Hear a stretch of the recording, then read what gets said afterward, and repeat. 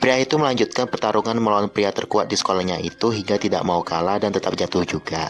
Setelah itu, seorang pria sedang berdoa di kuburan dan didatangi oleh geng sekolahnya hingga kabur ke susuran. Geng pria ugalan itu heran ada rombongan ramai ke sekolah mereka dan tiba-tiba pria itu datang bersama rombongannya hingga menghajar anggota geng sekolah mereka. Permusuhan pun dimulai dan mereka pun langsung bergegas pergi. Para anggota geng sekolah sebelah merencanakan untuk bertarung melawan sekolah itu. Pria itu dan pria ugalan ini juga ingin bekerja sama untuk berperang melawan sekolah sebelah itu. Setelah itu, ketua geng sekolah sebelah sedang latihan dan calon anggota baru datang tetapi dia meragukan dirinya untuk gabung ke geng itu karena tidak mungkin akan menang. Setelahnya, pria botak itu sedang mencari anggota baru layaknya kampanye. Dua orang di geng pria ugalan ini ingin bergabung ke gengnya pria itu dan pria ugalan ini pun akan membiarkannya. Pria botak itu sedang kencan dengan mengandalkan segala modusnya. Teman-temannya datang merusak suasana dan pria botak itu keceplosan dengan rencana untuk mengencani gadis itu. Setelah itu, anggota sekolah sebelah menyerang anggota sekolah itu sampai babak belur dan mereka sampai tidak bertenaga lagi. Pria botak itu dengan pria ini duel dan pria ini ditahan bosnya hingga babak belur juga karena kebarbarannya. Temannya pria itu ingin duel dengan pria ugalan ini dan meminta jika pria ugalan ini kalah, dia harus gabung ke geng pria itu dan pria ugalan ini yang menang atas duel itu. Pria itu berjumpa dengan ayahnya dan ayahnya menantang untuk pukul-pukulan.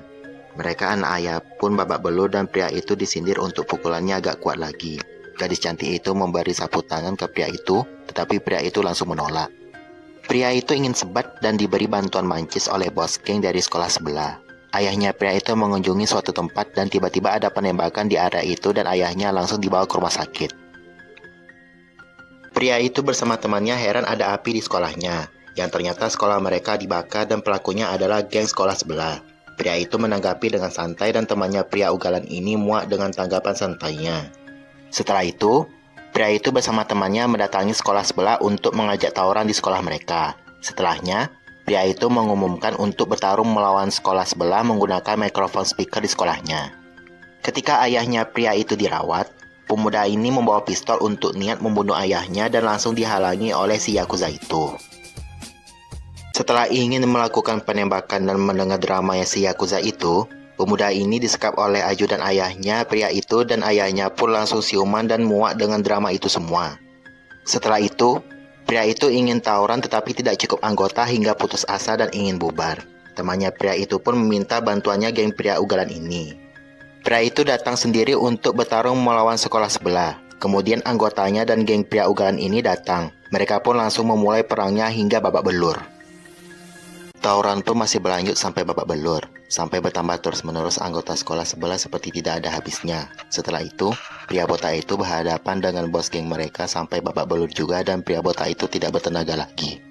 Temannya pria ugalan ini jatuh usah ditendang dan dia bangkit lagi tanpa lem yang diberi temannya. Pria itu dan pria ugalan ini berjumpa dengan orang terkuat di sekolah sebelah itu. Pria ugalan ini meminta pria itu untuk menuju ke rooftopnya dan pria ugalan ini saja yang menghadapinya.